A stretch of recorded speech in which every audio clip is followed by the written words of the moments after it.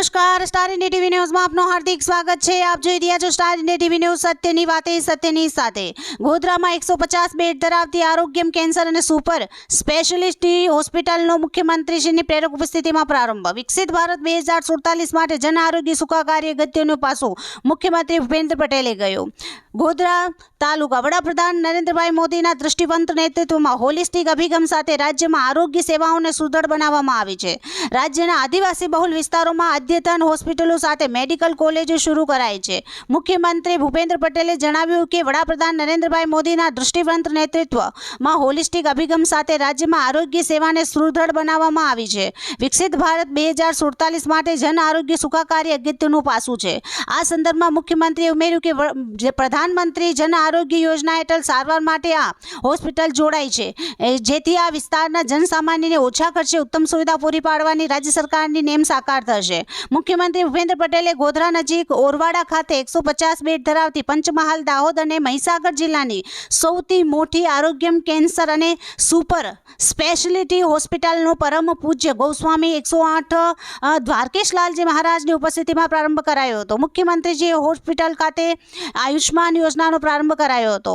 મુખ્યમંત્રીશ્રીએ જણાવ્યું કે વડાપ્રધાન નરેન્દ્રભાઈ મોદીએ છેલ્લા 10 વર્ષમાં સંવેદનશીલતા અને દીર્ઘદ્રષ્ટિથી જન આરોગ્યની ચિંતા કરી દેશના ગરીબ, આદિવાસી અને જરૂરિયાતમંદોને સસ્તી અને સારી આરોગ્ય સેવાઓ ઉપલબ્ધ થાય તે સુનિશ્ચિત કરી સ્વસ્થ સમાજના નિર્માણને પ્રાથમિકતા આપી અને હંમેશા જનતા જનાર્દનની સેવા કરી છે। સ્વચ્છતા હશે તો સ્વસ્થતા રહેશે તેમ જણાવતા મુખ્યમંત્રીશ્રીએ ઉમેર્યું કે યોગ અને પર્યાવરણ આધારિત જીવનશૈલી અને શ્રી અન્ન જેવા સ્વાસ્થ્યવર્ધક અભિયાનો દ્વારા વડાપ્રધાનશ્રીએ નાગરિકોને આરોગ્ય રક્ષા કવચ આપ્યું છે। મુખ્યમંત્રીશ્રીએ કહ્યું કે રાજ્યમાં પ્રાથમિક સામૂહિક આરોગ્ય કેન્દ્રનું અપગ્રેડેશન કરી નાગરિકોને અદ્યતન આરોગ્ય સેવાઓ પૂરી પાડવા સાથે આયુષ્માન ભારત યોજના અને મુખ્યમંત્રી અમૃતમ યોજના હેઠળ નાગરિકોને આરોગ્ય વિષયક લાભો આપી શકાય રાજ્ય સરકાર સેવા દાયિત્વ નિભાવી રહી છે।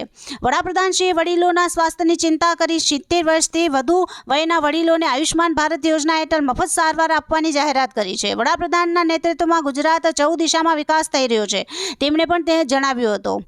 મુખ્યમંત્રીએ ઉમેર્યું કે રાજ્યના આદિવાસી બહુલ વિસ્તારોમાં અદ્યતન હોસ્પિટલો સાથે મેડિકલ કોલેજો પણ શરૂ કરવામાં આવી છે। ગોધરામાં આરોગ્યમ હોસ્પિટલ શરૂ થતાં પંચમહાલ, દાહોદ અને મહીસાગર જિલ્લાના નાગરિકોને ઘર આંગણે અદ્યતન આરોગ્ય સેવા મળી રહેશે। પરમ પૂજ્ય ગોસ્વામી 108 શ્રી દ્વારકેશલાલજી મહારાજે આ હોસ્પિટલમાં આવતા દર્દીઓને શ્રેષ્ઠ સારવાર થકી સ્વસ્થ થઈ પરમ આરોગ્ય પ્રાપ્ત કરે એવા આશીર્વચન પાઠવ્યા હતા। પ્રારંભમાં આરોગ્યમ હોસ્પિટલના ચેરમેન ડોક્ટર રક્ષિત શાહે સૌનો આવકાર કરતા જણાવ્યું હતું કે આ વિસ્તારના દર્દીઓને કેન્સરની સારવાર માટે વડોદરા, અમદાવાદ જવું પડતું હતું, પરંતુ હવે આ અત્યાધુનિક હોસ્પિટલમાં કેન્સરના દર્દીઓને કીમો, રેડિયોથેરેપી અને સર્જરી જેવી સુવિધાઓ ઘર આંગણે ઉપલબ્ધ થશે। આ હોસ્પિટલ દર્દીઓની સારવારની સાથે માનસિક, શારીરિક અને આર્થિક રીતે સધિયારો આપવા સાથે સમાજ સેવાનું પણ પ્રતીક બની રહેશે તેમ તેમણે જણાવ્યું હતું।